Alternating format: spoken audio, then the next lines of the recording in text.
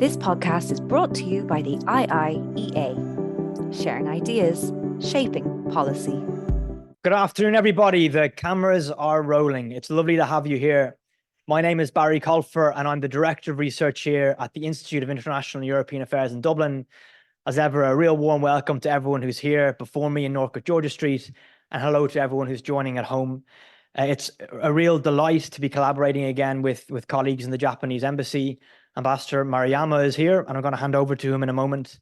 But just again, it's been a real joy to work with you and your team. This is our second collaboration in the past year, in fact. So it's just really great to be keeping up these relations. We're going to hear from one of Ireland's most eminent diplomatic historians, Declan Downey, who's an expert in Japanese and European diplomatic history, will tell us about achieving compatibility of pacifism and self-protection, Japan's national defense strategy. I'm thrilled that a great friend of the Institute, John Neary, is going to be chairing. Thank you, John. I'm going to leave it to you in a moment to do the real honours. But before, I'm going to hand over to the Ambassador. Thank you so much.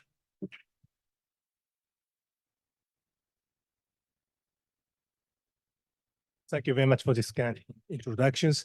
And please don't worry, I have this one, but I don't have any intention to make a long speech. So please be here.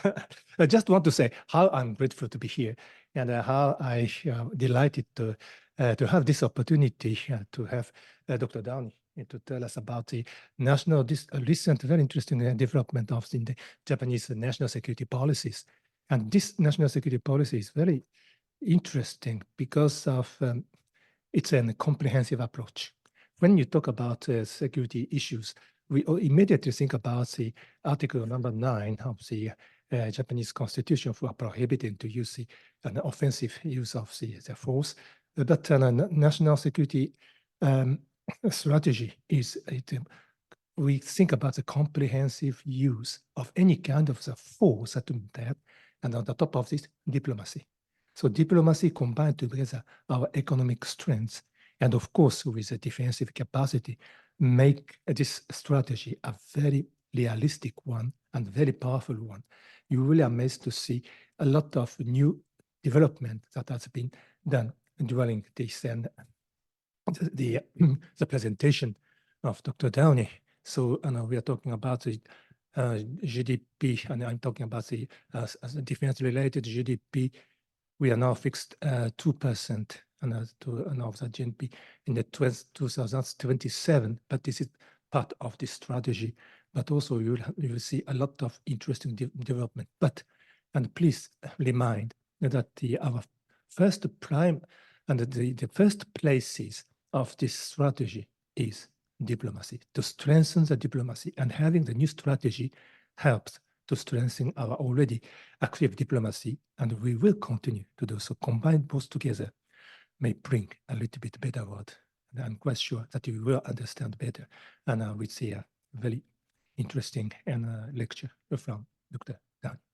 Now, I would like to invite John to for your remarks to make the presentation of Dr. Downey. Thank you very much. It was short, isn't it? Thank you very much, Ambassador Maruyama.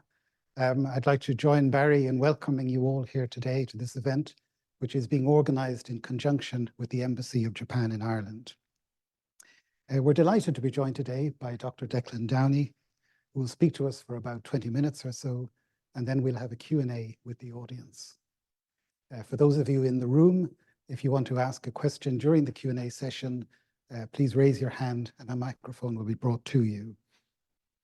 And to those of you joining us online, you can, if you want to ask a question, please feel free to send it in at any time during the session using the Q&A function on your screens. A reminder that today's presentation and Q&A session are both on the record. And please feel free to join the discussion on Twitter or X using the handle @IIEA. So let me now formally introduce our guest speaker. Declan Downey is Assistant Professor in the School of History in University College Dublin. He was awarded a PhD in Legal and Diplomatic History from the University of Cambridge in 1993. Since 1995, he has been lecturing in European and Japanese diplomatic history at UCD, where he coordinates the BCL degree program in law with history. In 1995, he initiated the first ever Japanese history course at degree level in Ireland at UCD.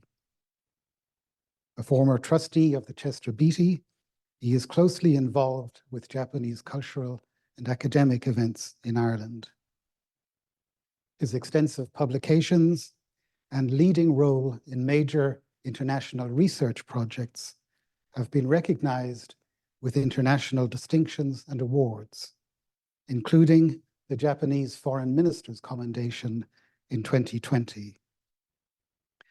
In autumn of 2022, Dr. Downey was the first Irish academic to be awarded the prestigious Gaimusho Visiting Scholarship, which he took up in Japan last spring. So without further ado, I will hand the floor to Dr. Downey. Thank you.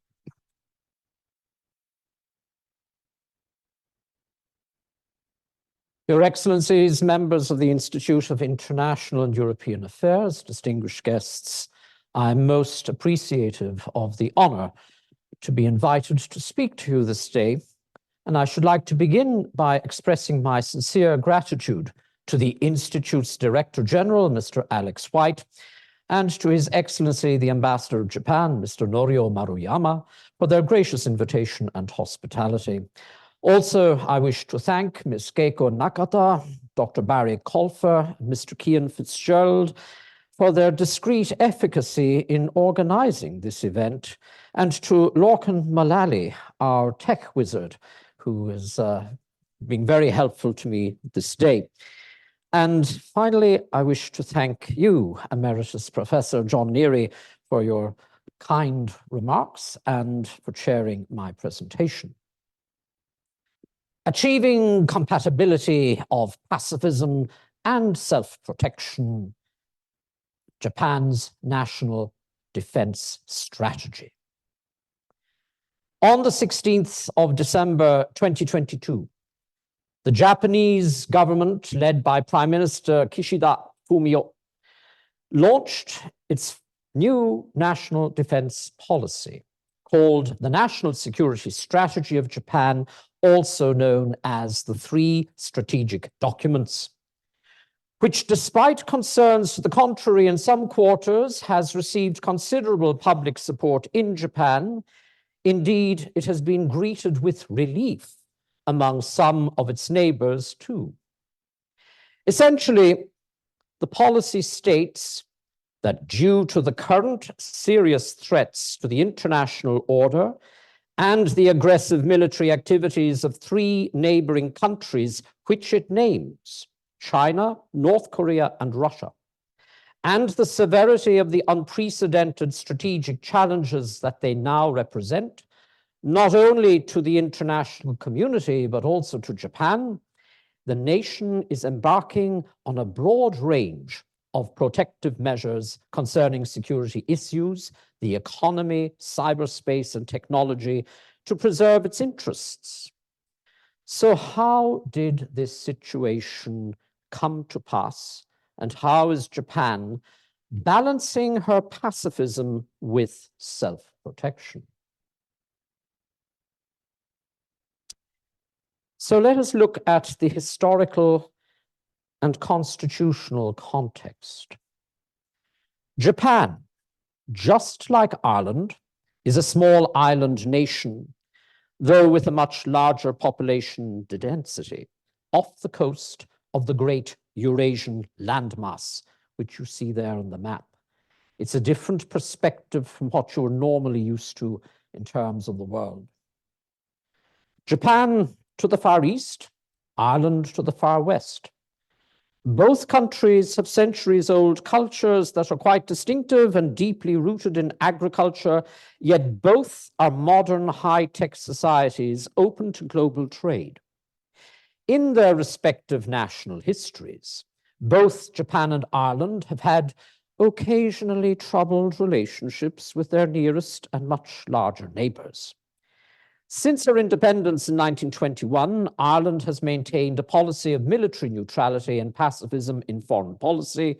And since the overthrow of General Tojo Hideki's militarist regime in 1945, Japan has also assiduously pursued a non-militaristic, pacifist and humanitarian domestic and foreign policy.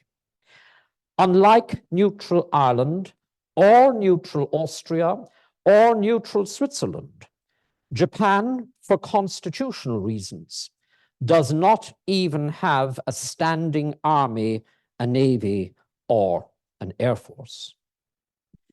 So at this point, let us briefly refer to Article 9 of the Constitution of Japan and to two of the most noteworthy founding fathers of modern contemporary Japan, Shidehara Kijuro and Yoshida Shigeru. Now, on that slide, before I continue, just to give you that sense again of the strategic importance of Japan off the landmass of Asia, Ireland off the landmass of Europe. And then I have, for your interest there, two smaller images below them. One is a 16th century map, Spanish map, of Ireland's position in relation to Spain and Flanders' commercial interests. And the other map is a Russian map from 1904 relating to Japan's strategic position, as the Russians considered it, of Southeast Asia. But let us proceed. We can come back to the maps again in discussion. So here in slide 4, you see the Japanese Diet receiving and presenting the new constitution to the emperor. And the smaller photograph is the image of the architect of that constitution, Shidehara Kijuro. He was a veteran diplomat and lifelong advocate of international pacifism, whom the Emperor Showa Hirohito appointed interim prime minister on the 9th of October, 1945. And his premiership lasted until the 22nd of May, 1946, during which time he oversaw the preparations for a general election and the drafting of the new constitution. It was his idea, and as scholars have recently established, his alone, to propose the constitutional clause for the renunciation of war, what would become Article 9. Aspiring sincerely to an international peace based on justice and order, the Japanese people forever renounce war as a sovereign right of the nation and the threat or use of force as a means of settling international disputes. As Koseki Soichi and Ray Moore have demonstrated in their internationally acclaimed and prize-winning book, The Birth of Japan's Post-War Constitution, 1997, contrary to popular belief and the widely held misconception, neither President Harold Truman's administration nor General Douglas MacArthur's supreme command of the Allied powers imposed the new post-war constitution on Japan. For the purposes of this presentation, it is important to bear in mind three distinctive features in Article 9 of the Constitution. The absolute prohibition of the use of military aggression, the prohibition on maintaining a full-strength standing army, or other war potential. That's the quote. And the rejection of the right or claim to belligerence, offensive warfare. So, the general election of 1946 swept the Liberal Democrat Party into power under its leader, Yoshida Shigeru, who, like Shidehara, was also a veteran diplomat and opponent of militarism. Yoshida was prime minister from 1946 until 1954, except for a brief interlude from 47 to 48. It was a crucially important period for Japan's socioeconomic survival, stability, recovery, and growth. Yoshida worked closely with Shidehara, who was elected Speaker of the lower house of the Diet or Parliament, and he held that position until his death in 1951. So it is within the context of the communist seizure of Eastern Europe in 1945, Mao's victory over the Kuomintang in China in 1949, and the Korean War from 1950 to 53, that Japan assumed vital importance to the USA's regional defense system in the Pacific and Southeast Asia. In his preparation for negotiations that would culminate in the formal ending of hostilities between Japan and the Allied powers in the Peace Treaty of San Francisco 1951, Yoshida appreciated this global situation and sought to gain advantages for Japan by following a strategy in a similar context that had been pursued by the French statesman Maurice de Talleyrand de Périgord in the aftermath of Napoleon Bonaparte's defeat and the Congress of Vienna in 1815. As the eminent Japanologist Kenneth B. Pyle observed, that like Talleyrand, Yoshida would, quote, regain by diplomacy what had been lost by war, unquote. During negotiations, Yoshida came under pressure from John Foster Dulles and others to rearm Japan and to take a more active role in the US-led security system against the spread of communism in East and Southeast Asia. Yoshida was resolute in his consistent refusal of these demands, and he asserted the Japanese constitution's renunciation of war. Instead, he insisted that Japan would contribute to the free world through constructive means of wealth creation, diplomacy, and humanitarian activity. However, realism required Japan to have some form of national security. So in 1954, the Japan Self-Defense Forces were established, but in strictly legal terms as an extension of the national police force. Most significantly, and keep this point in mind, the constitutional phrase war potential was defined as force that exceeds the basic minimum level for self-defense. Anything at or below that level does not have the potential for aggressive war and is therefore constitutionally compliant. Japan's Supreme Court has ruled that it is in the nation's basic and fundamental right to defend itself. The use of force to maintain internal security law and order is not prohibited by Article 9. Premier Yoshida's stance in 1951, with support from General MacArthur, spared Japan the expense of war. And this allowed her to profit economically from supply orders to US bases in Japan, Korea, and Indochina. Also, it helped assuage fears of a possible resurgence of Japanese militarism, both within Japan and abroad, especially among neighboring countries. It reassured the international community of Japan's pacifist sincerity and thereby generated goodwill towards Japan accessing international markets. Successive premiers to Yoshida were his disciples from the Yoshida Gakko or Yoshida School, such as Ikeda Hayato, the renowned Sato Aisaku, Tanaka Kakue, who initiated Sino-Japanese rapprochement, and Fukuda Yasuo. They presided over the strong political and economic recovery of Japan from the 60s right through to the end of the 70s, and the rise of contemporary Japan's status as a financial superpower with international influence and respect in the G7. As the strategist and former US Secretary of State Henry Kissinger observed, and I quote, "Japanese decisions have been the most far-sighted and intelligent of any major nation in the post-war era." In 1955, Japan signed the Mutual Cooperation and Security Treaty with the USA.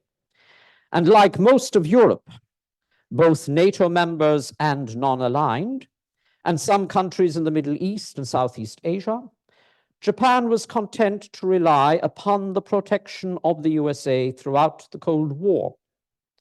During the 1950s, 60s, and 70s, the combination of careful socioeconomic investment and innovation gave rise to the economic boom and immense prosperity of Japan during the 1980s and early 90s. Yet, ironically, the collapse of the Soviet bloc and the emergence of an apparent unipolarity in 1990, when Washington assumed the role of world policeman, stirred a sense of unease among the intelligent, perceptive, and questioning political and geostrategic observers in Tokyo, as indeed elsewhere. I'm referring to those who did not indulge in the groupthink or prevailing orthodoxy of the 90s and early 2000s, that globalization and free market capitalism would bring liberal democracy and civic society to the Russian Federation and to China. It is in this more recent and contemporary context that we can understand the gradual reinterpretation and transformation of Japan's national security policy. Ever since Japan began participating in the Association of Southeast Asian Nations, ASEAN, in 1997, it has given its full support to the other member states, and Japanese investment helped decisively in the composition and scale of ASEAN exports to the USA and to the EU. However, with increased economic and financial involvement with and assistance to ASEAN, successive Japanese governments have also been very careful to resist the concurrent pressure from both within ASEAN as well as from Washington, D.C., to assume a leading political leadership role. With the end of the Cold War in 1989, the decline of communism's international appeal, the disintegration of the USSR and the former Soviet bloc, and the loss of impetus for the non-aligned movement, it has become easier for Japan to emerge as a major player, not only economically, but also politically in the Pacific region. However, there was a reluctance in Japan itself to accept the USA's invitation to play a major international political role as befitted its leading economic power status. Much of this reluctance derives from Japanese public opinion, which demanded that Japan would only pursue pacifist and humanitarian objectives on the world stage and to avoid political and militaristic entanglements at the behest of the USA or any other superpower. Both premiers Nakasone Yasuhiro and Kaifu Toshiki were obliged to acquiesce in such public opinion as well as constitutional legal advice when they tried, respectively, to align Japan too closely with US military objectives regarding the Soviet Union in 1987 and in the First Gulf War in 1991. However, that is not to say that such anti-war sentiment in Japan blinded public opinion to the harsh realities of the world and the need for investment in Japan's self-defense. And here we look now at the gradual transformation of security consciousness among the Japanese. Japan's largest neighbor, the People's Republic of China, has emerged as a superpower to challenge the USA on the global stage.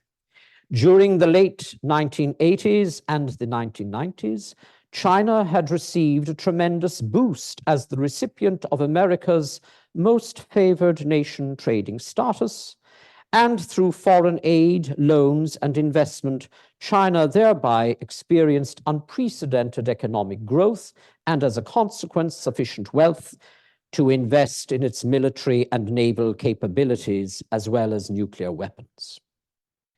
Ironically, Japan was China's most generous benefactor. Indeed, when China was diplomatically isolated, albeit briefly, in the aftermath of the Tiananmen Square massacre on the 4th of June, 1989, and yes, ladies and gentlemen, that event did happen, regardless of what some people are now trying to persuade us. It was the Japanese Prime Minister, Kaifu Toshiki, who ended Japan's participation in economic sanctions. He was the first leader of a major state to make an official visit to Beijing on the 10th of August, 1991. At that time, he reasoned that it would be better in the long run to help China's economic development and thereby engender better political and diplomatic relations, which he thought would inevitably lead to a political and social liberalization of China that would help the country transition peacefully and seamlessly from a one-party state to a democracy. Similar thinking had inspired Premier Hosokawa Morihiro and later Premier Abe Shinzo's friendly overtures towards the Russian Federation, and with a view to obtaining the return of the northern territories to Japan. They had been seized and occupied by Moscow since early September 1945. However, Japanese goodwill towards China and Russia, as well as Tokyo's endeavors to engage Beijing and Moscow in friendly, constructive, and mutually cooperative dialogue, has not been fully reciprocated. The anti-Japanese demonstrations in Beijing in 2005 over the proposal from Brazil, India, and Germany that Japan be given a permanent seat on the UN Security Council did not occur spontaneously or without the approval of the Chinese Communist Party. Subsequently, in 2007, Premier Abe, alerted by Beijing's installation of medium and long-range ballistic missiles along China's coast aimed at Japan and other neighboring states, including the USA, and China's major investment benefactors and trading partners being the object of this missile installation. And the flag planting exercises that China has engaged upon on various rocks and islands beyond China's internationally recognized territorial waters. These events prompted him to initiate the quadrilateral security dialogue, known as the Quad, with India, Australia, and the USA, to cooperate and coordinate measures for their mutual security in the face of Chinese expansionism. Matters have not been improved by the series of joint Sino-Russian military and naval maneuvers in the South China Sea, the Sea of Japan, and in the North Pacific off the coast of Hokkaido since 2014, the year Putin annexed Crimea. And of course, there is the apparent unwillingness of either Xi or Putin and their regimes to rein in their useful irritant, the North Korean Kim hereditary dictatorship, whose missile launches into Japanese territory prompted Premier Abe's revision of Japan's national security, as well as his diplomatic strategy vis-à-vis Beijing and Moscow. From the foregoing details, we can understand the context in which Abe's government enacted reforms in 2014 to allow Japan's self-defense forces to participate in collective security in the Pacific region. While his advocacy of amendments to Article 9 of the Constitution to strengthen Japan's capacity and capability for self-defense had drawn opposition from some quarters in Japanese society as threatening Japanese pacifism, interestingly, the opinion polls taken at the time indicated the wider public, about 73%, concurred with his argument for strengthening Japan's security, but to avoid direct confrontation with China if at all possible. Following Australia's withdrawal from the Quad under its Prime Minister Kevin Rudd in 2008, it was suspended until 2017. Regional realities necessitated its renewal.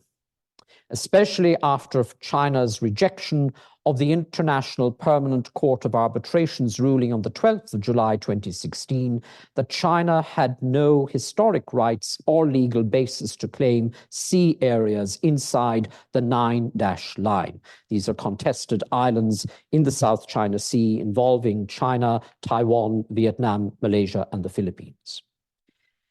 And also the court had ruled that China had breached its obligations on the international regulations for preventing collisions at sea and Article 94 of the United Nations Convention on Law of the Sea concerning maritime safety. So Premier Abe sought to provide consolidation of security through a mutual protective network with the aim of promoting greater economic exchange and security cooperation in the Trans-Pacific Partnership in 2016. But this was opposed by both US presidential candidates at that time, Hillary Clinton and Donald Trump. Undaunted, and in the aftermath of North Korea's first successful hydrogen bomb test on the 3rd of September 2017, Premier Abe pressed ahead with the formation of the Comprehensive and Progressive Agreement for Trans-Pacific Partnership in December 2018 with Australia, Brunei, Canada, Chile, Malaysia, Mexico, New Zealand, Peru, Singapore, Vietnam, and the USA. That same year, his government announced the acquisition of 2 Aegis Ashore batteries for missile defense.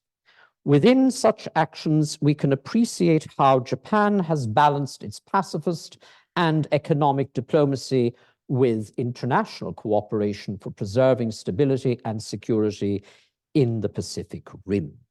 Now, at this point, I'm just going to slightly digress here to draw your attention to the strategic maps. And this will explain to you even greater detail the importance of Japan's strategy for self-defense. And it'll also raise questions for Europe and indeed for Ireland. Traditionally, we look at the world in this scene. And we think of Europe and Africa being at the center and Asia and the Americas on the peripheries. And there in Little Ireland, we think, we're far away from all the trouble, all the theaters of operations. That's the traditional view. I also want to bring your attention here to the strategic straits for maritime trade. In the past, the imperial Western powers engaged in gunboat diplomacy in the 19th century, particularly to gain control of the straits. But over the last 25 years, China has been very clever buying up properties on the straits. Most recently, they attempted to buy the Straits of Gibraltar, but the Spanish government blocked it. So think about control of trading routes. Now, there you have a map of the extent of China's missile ranges. And you'll see there that the angle of the map is more polar, as in the North Pole. Ireland and Europe are not that far away. And look at the extent they can even reach the Americas with their missiles. And that is China. And we're supposed to be friendly trading countries with China, and yet they have aimed their missiles at us. Now, that is the map of the extent of North Korea's missile range. Rocket Man isn't just only focused on Japan and the South China Sea, ladies and gentlemen.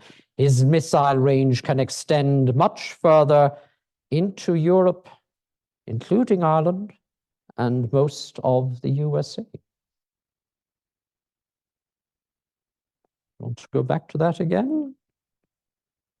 We can come back to this in questions and answers. Now look at the geostrategic considerations, the Arctic Circle's significance. Let's see something here. It's not sure. That seem to be the lights, maybe. Basically, what you're looking at here, ladies and gentlemen, you're looking down on the Arctic Circle. And what you see there is the Russian landmass, and then extending into Norway, across to Greenland, over Canada and Alaska. The Russian fleet at Arkhangelsk, ladies and gentlemen, as well as the Russian aircraft based there, came down from Arkhangelsk right through that clear passage between Iceland and Norway to the Irish coast. We are sitting ducks.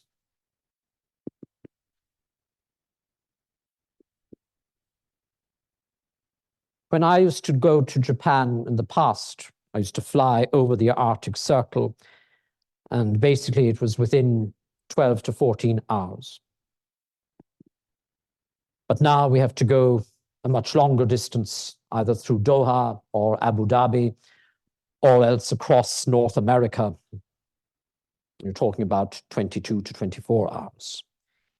But that'll give you a sense of how fast one can move across the Arctic Circle into Northern Europe, and especially the sea channels of Northwestern Europe, which are vital for the communication cables between America and Europe.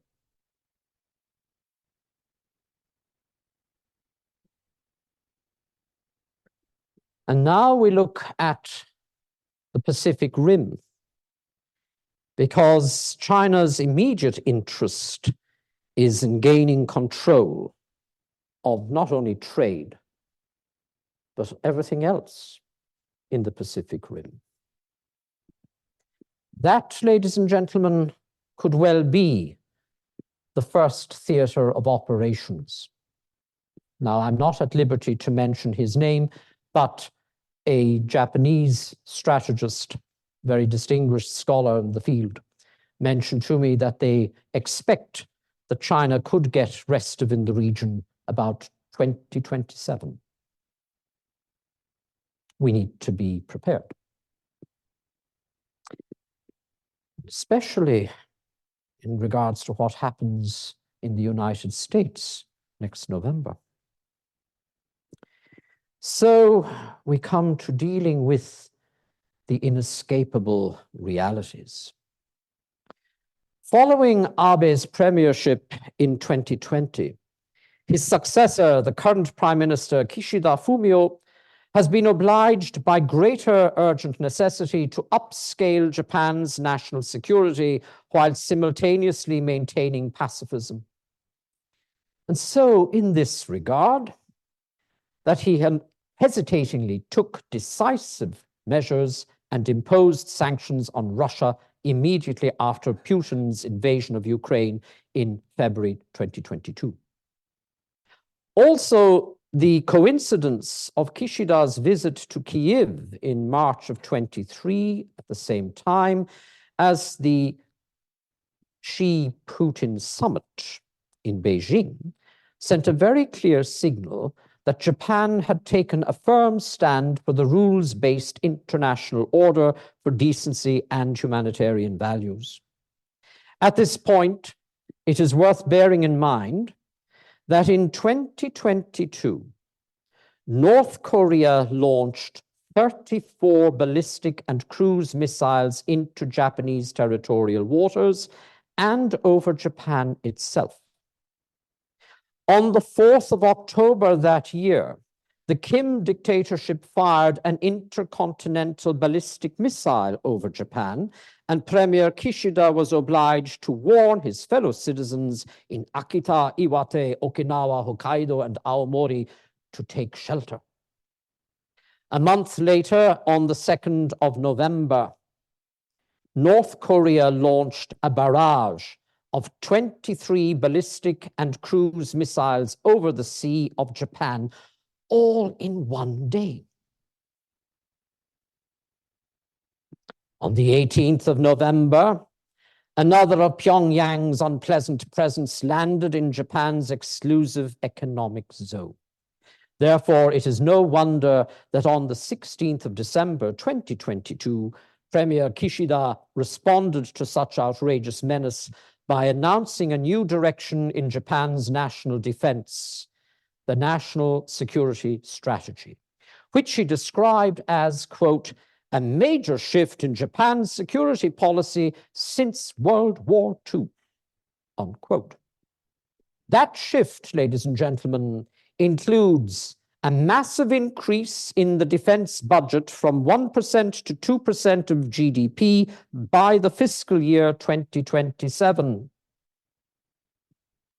It is unprecedented since 1938. And most significantly, Kishida announced Japan's right and capability for effective counterstrike. The three documents, the National Security Strategy, the National Defense Strategy, and the National Defense Build-up Plan, are worth reading. Regarding the Aegis anti-missile system, technical and logistical difficulties with the Aegis ashore system, first introduced into Japan in 2017, has led to the Japanese government's decision in December 2020 to adopt the Aegis offshore system and build 2 Aegis-equipped vessels. However, the challenge this presented was the impossibility of protecting all of Japan from ballistic missiles every day of the year with only 2 Aegis destroyers at sea. More ships would be required. However, Premier Kishida's new security measures and updates to the ones since last year do not mention the abandonment or the replacement of Aegis ashore, but they do refer to the new Aegis offshore vessels being increased in number to 12 and having integrated air defense and missile defense capability. As Ikeda Tohoru, the director of the National Security Institute at Fujitsu Defense and National Security Limited and a former vice admiral of Japan's Maritime Self-Defense Force, has observed, this suggests 2 methods of deterring potential North Korean or Chinese missile attacks by seriously enhanced ballistic missile defenses, what we call denial deterrence, or by punitive countermeasures, the capability to counterstrike. So the National Security Strategy document, having acknowledged the increasing difficulty to merely defend alone against missile attacks, states, and I quote, "For this reason, the Japanese self-defense force needs counterstrike capabilities which, in the case of missile attacks by an enemy, enable Japan to mount effective counterstrikes against the enemy to prevent further attacks. At the same time, Japanese forces should be defending the islands from incoming missiles by means of missile defense network." Here we see again, Japan is no longer leaving punitive deterrence to the USA as it had traditionally done since 1945. Such is the basic minimum level for self-defense nowadays, that punitive deterrence is required.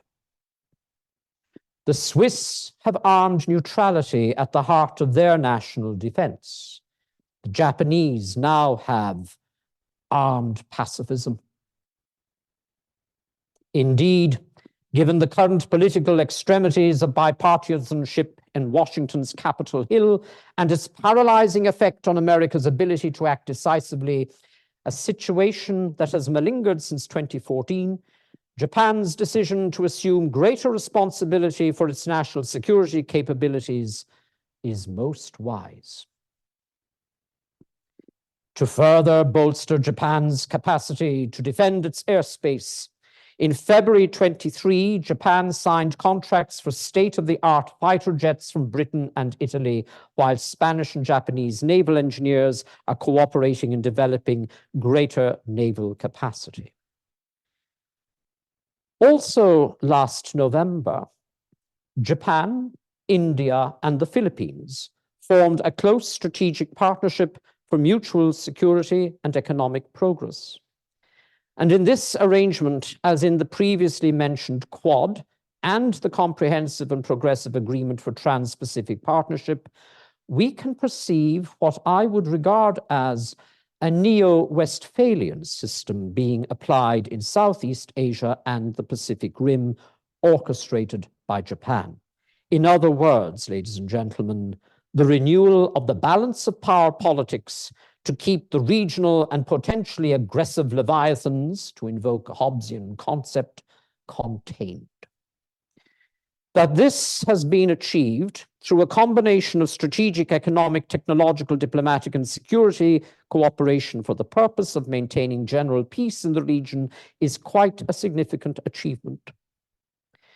There are lessons which the EU could learn from Japan's engagement with current global realpolitik, and particularly so for this island nation, Ireland, with its much vaunted pacifism and neutrality.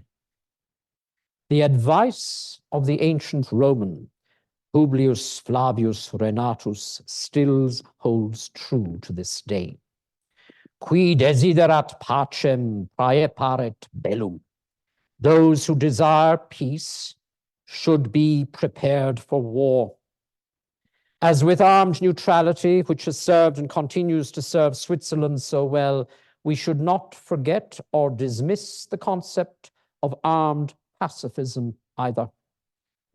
At the outset of this presentation, I mentioned the negotiations of the San Francisco Peace Treaty of 1951. Premier Kishida had resisted pressure to remilitarize Japan and to take on an active role in the US-led military strategy in East Asia during the Cold War. May I conclude with reference to the prescience of his explanation of his position to his aide, Miyazawa Kiichi, a future Prime Minister of Japan. And I quote Kishida: "The day for rearmament will come naturally when our livelihood recovers. It may sound devious, but let the Americans handle our security until then." So, ladies and gentlemen, there you have it, an explanation of this remarkable transformation in Japan and how they are now facing the realities of the world. Thank you. This podcast is brought to you by the IIEA, sharing ideas, shaping policy.